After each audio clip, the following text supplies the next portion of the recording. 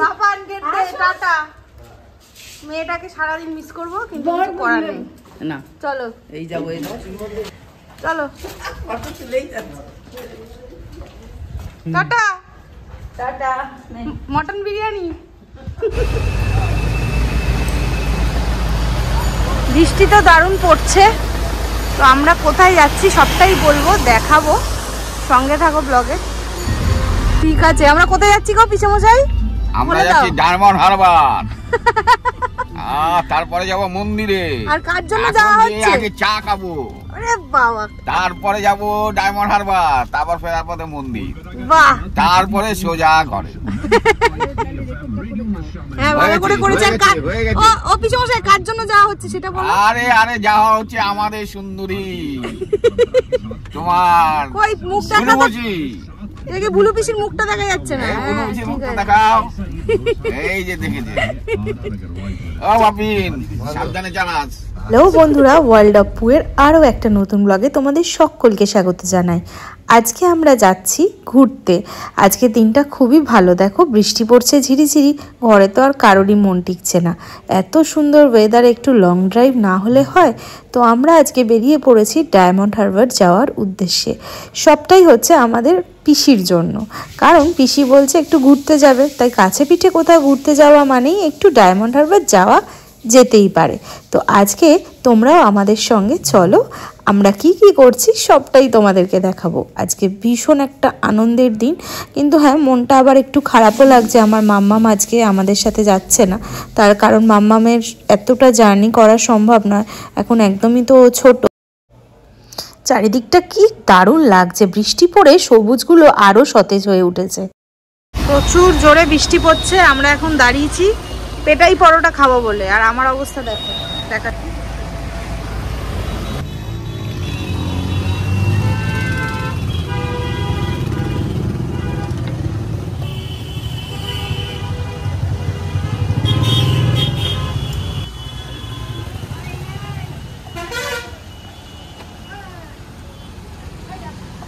বাড়ি থেকে বেরাবেন।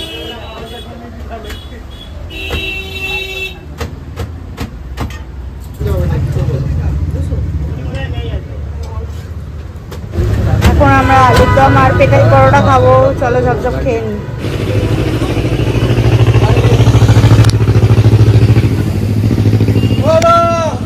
গাড়িটা তো একটু দূরে রেখেছে, আমি ভাবলাম একটু এদিক ওদিক টুকটুক করে হাঁটতে হাঁটতে যাই।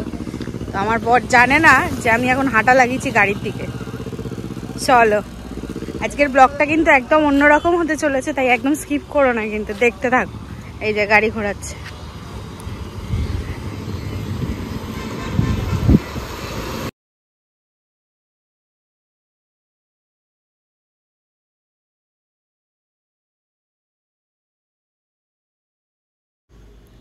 আর এই রাস্তা দিয়েই তোমরা চলে যেতে পারো নামখানা, বকখালি, এইসব জায়গায়।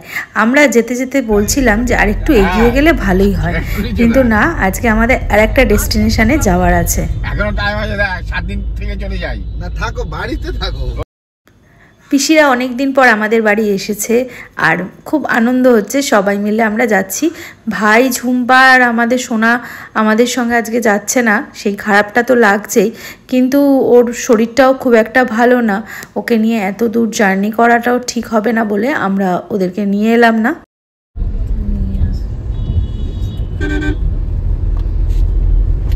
আমরা চলে এসেছি একেবারে নদীর ধারে।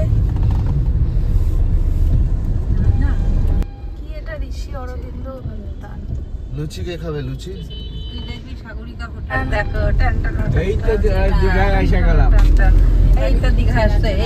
কত বছর পরে না, এই যে লোক বসে বসে দেখছে। একবার সোজা একদম যত দূর যাওয়ার এই পাশ দিয়ে চল, আবার রিটার্ন আসবি।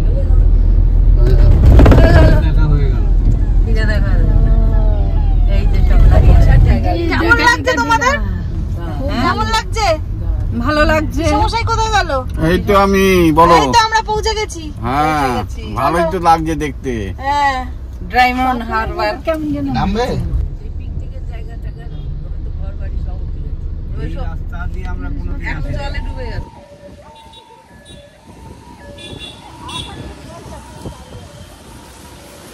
দারুণ হাওয়া দিচ্ছে। ও মা তাকাও, আসো।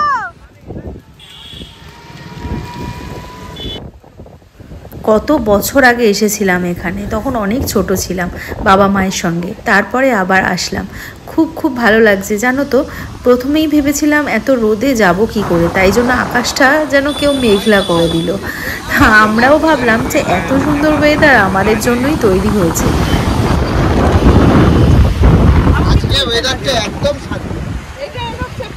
কেমন লাগছে? খুব ভালো লাগছে। আমাকে শুধু বলে ডায়মন্ড হারবার যায়, ডায়মন্ড হারবার যায়। এখানেই তো বসে টাইম।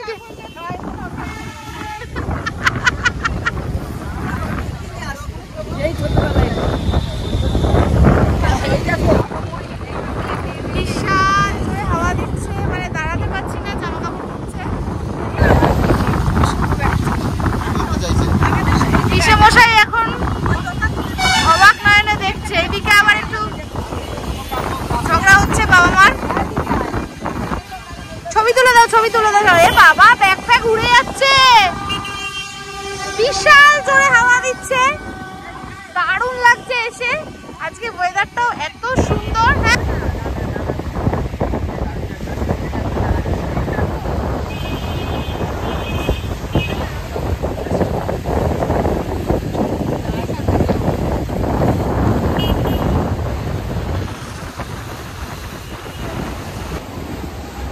কত আকন্দ ফুল হয়েছে দেখো। এই দূরে দেখো, এখানে একটা ট্রলার দাঁড়িয়ে আছে, বুঝতে পারছো? এই যে জলের এই যে মাঝখানে মাঝখানে এগুলো কি বলতে পারবে কেউ? যদি কেউ জানো একটু কমেন্ট করে জানিও।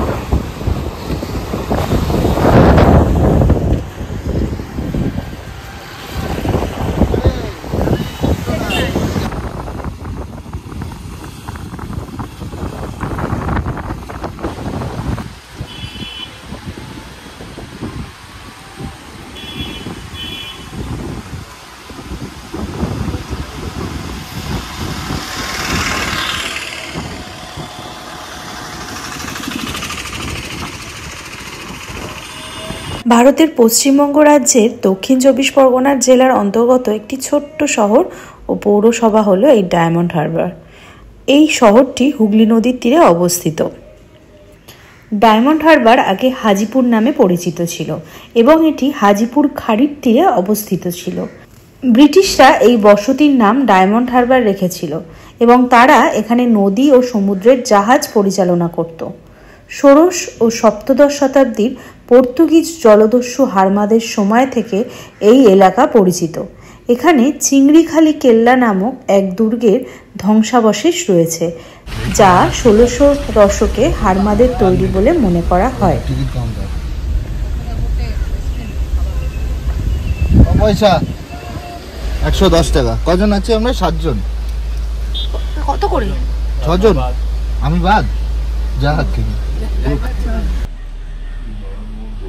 যদি এটা হয় না, তখন এইটার সৌন্দর্য আরো অনেক বেড়ে যাবে।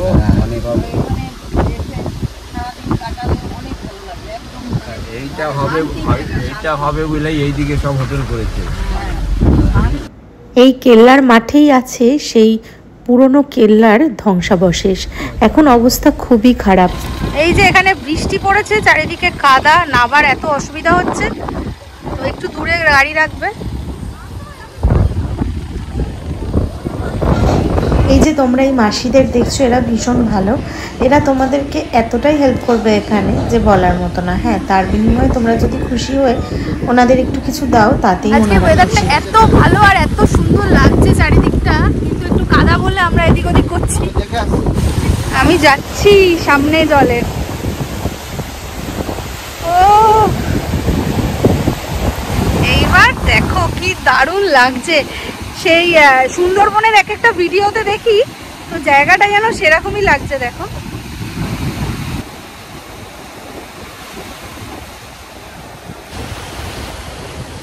দেখো আমরা একদম সামনে চলে এসেছি।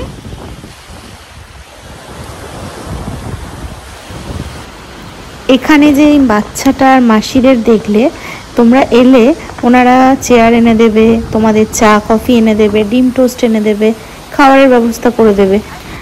আয়লা এবং বিভিন্ন প্রাকৃতিক দুর্যোগের ফলে এই সমুদ্র বলো নদীর উপকূলবর্তী জায়গা সবটাই অনেকটাই ক্ষতিগ্রস্ত হয়েছে।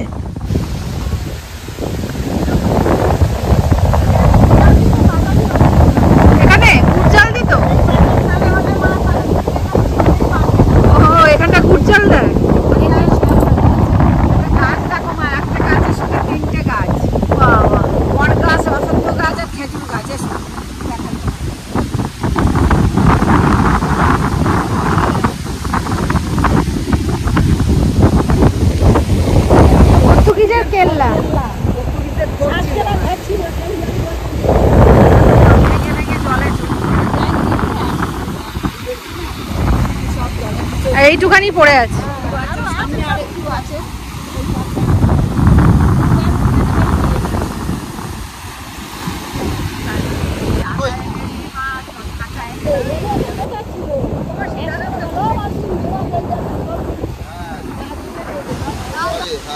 বাবা ঝড়ে এগুলো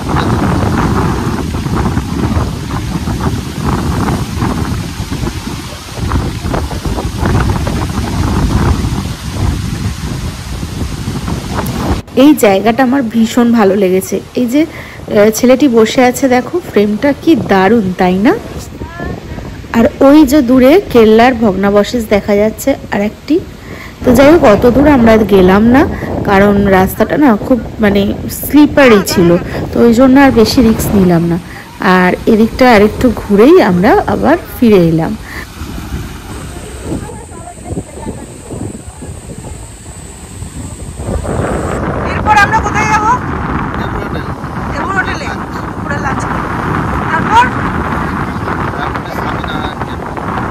কেমন লাগছে তোমার? ভালো।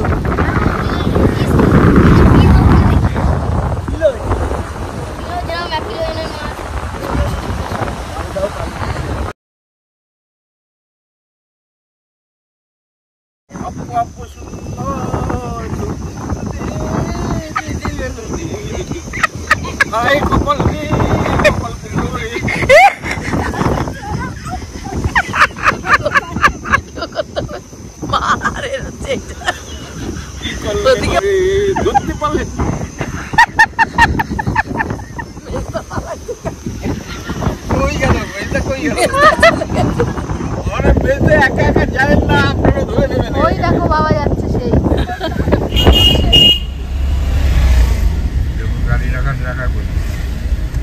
আছে হোটেলে খাবো আমরা আজকে, এখানে ফেমাস।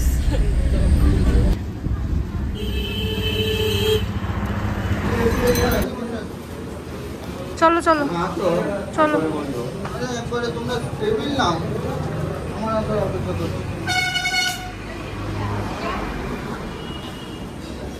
ও আমরা 6 জন এখানে হাত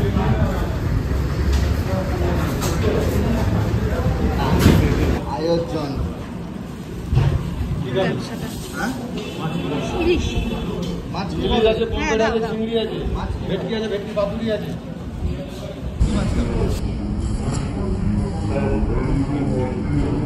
খাওয়া দাওয়া কমপ্লিট করে আমরা রওনা দিয়েছি। তো এমন সময় বাবা বললো একটু স্টেশনে যাওয়া যেতে পারে, কিন্তু গাড়ি নিয়ে ওখানে যাওয়া খুবই মুশকিল। তাই জন্য বাবা আর পিসিরা ঠিক করলো যে যাবে স্টেশনে টোটো করে।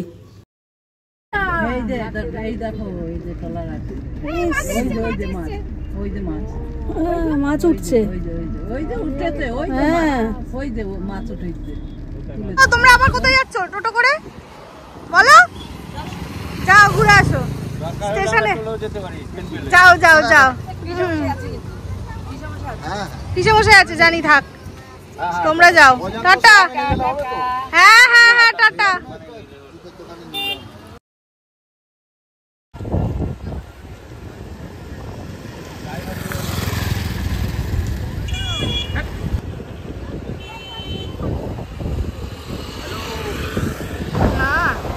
নদীর পাড়ে দাঁড়িয়ে থেকেই সারাক্ষণ সময়টা কেটে গেল। আর সত্যি কিভাবে কেটে গেল বুঝতেই পারলাম না। এত সুন্দর আজকের দিনটা কাটালাম যে বলে বোঝাতে পারবো না।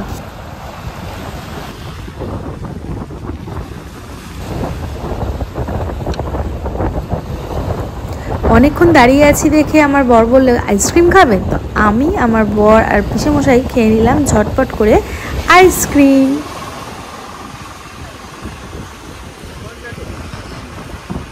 আমার বর এখানে ঢালুর মধ্যে নেমেছে, আর আমার তো ভয় লাগছে কোথায় স্লিপ খাবে, পড়ে যাবে। তো আমাকে আবার ডাকছে, আমি বলছি দাঁড়াও ভিডিও করে নিই। ফোনে আর কোনো ভিডিও নাই বাবা, আমার ফোনটা যদি জলে পড়ে যায় কী হবে। ও বলছে থাক কিছু হবে না, তুমি ভিডিও করো না। আমি আর ওই সব রিস্ক নিইনি বাবা। তো যাই হোক, এখানের পর্ব তো আমাদের সাঙ্গ হলো। এইবার আমরা বেরিয়ে গেলাম আমাদের নেক্সট ডেস্টিনেশনে।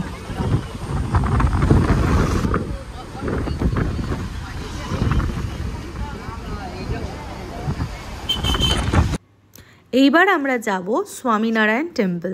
তো আমাদের যেতে মোটামুটি 1.5 ঘন্টা মতো টাইম লাগবে, 1.5 থেকে 2 ঘন্টা।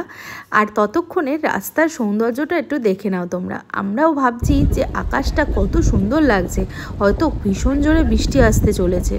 স্বামীনারায়ণ টেম্পল জোকা, এখানে পৌঁছানোর জন্য হাওড়া স্টেশন বা শিয়ালদা স্টেশন বা ধর্মতলা থেকে আমতলা, বকখালি বা ডায়মন্ড হারবারগামী বাসে করে পৌঁছে যাওয়া যায়। এছাড়া নিজস্ব গাড়ি বা বাইকে তো যাওয়া সম্ভব, দেখতেই পাচ্ছ আমরা নিজেদের গাড়ি নিয়ে চলে এসেছি। আর জোকা মেট্রো স্টেশন থেকে 5-6 কিলোমিটারের মতন দূরত্ব এই মন্দির। গাড়ির জন্য 50 টাকা আর বাইকের জন্য 20 টাকা। আর বাইরে থেকে কোনো খাবার কিন্তু ভেতরে নিয়ে যেতে পারবে না। এখানে ক্যান্টিন আছে, চাইলে তোমরা এখানেই খেয়ে নিতে পারবে। আর মন্দির খোলার সময় সকাল 7:30 থেকে দুপুর 12টা পর্যন্ত, আবার বিকেল 4টে থেকে রাত 8টা পর্যন্ত।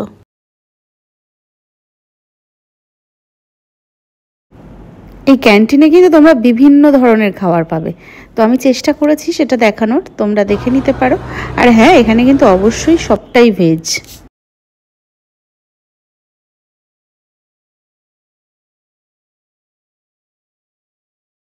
শ্রী স্বামীনারায়ণ মন্দির হলো গুজরাটের স্বামীনারায়ণ সম্প্রদায়ের স্বামীনারায়ণ সংস্থার একটি হিন্দু মন্দির। আমরা চলে এসেছি স্বামীনারায়ণ টেম্পলে। এই দিকটা হচ্ছে পার্কিং এরিয়া। আর এই যে মন্দিরে আমরা সামনে দিয়ে যাব, কারণ মাঝখান দিয়ে যাওয়া যেত, আমরা ওখান দিয়ে যাইনি। ভাবলাম শুরু থেকে তোমাদেরকে দেখাই। কত সুন্দর দেখো মন্দিরটা। অনেকেই এসছো, কিন্তু আমার এই প্রথম আসা। 2014 সালে আনুষ্ঠানিক পূজা অর্চনার মধ্যে দিয়ে সর্বসাধারণের জন্য উন্মুক্ত করা হয় এই মন্দির। কথিত আছে যে ভগবান স্বামীনারায়ণ একসময় নীলকান্ত বর্ণী রূপে বঙ্গোপসাগরের সাগর দ্বীপে হিন্দুদের তীর্থভূমি কপিল মুনির আশ্রম দর্শনের জন্য এই স্থান অতিক্রম করে যান। কলকাতা মহানগরের প্রতিষ্ঠিত মন্দিরটি প্রমুখ স্বামী মহারাজ পরিকল্পিত এবং সংস্থা কর্তৃক প্রতিষ্ঠিত। এটি বিশ্বের 5 মহাদেশের বিভিন্ন স্থানে প্রতিষ্ঠিত শিখরবদ্ধ 44টি মন্দিরের অন্যতম। প্রায় 200 একর জমির ওপর তৈরি এই শিখরবদ্ধ মন্দিরের অনেকগুলো কিন্তু অংশ রয়েছে।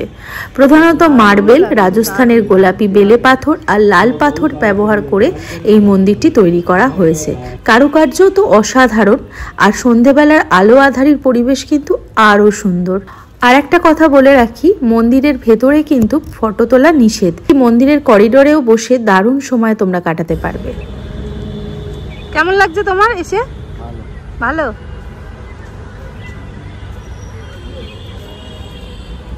সন্ধ্যেবেলা কিন্তু সব আলো জ্বলবে, আরো সুন্দর লাগবে, তাই না? स्वामीनारायण मंदिर में आप सभी का हार्दिक स्वागत है।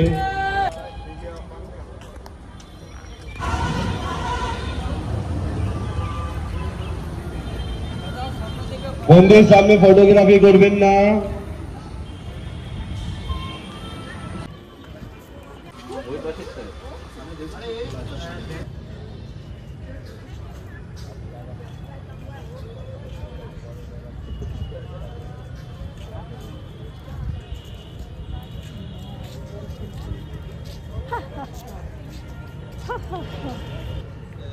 আজকের দিনটা কিন্তু দারুণ কাটালাম আমরা।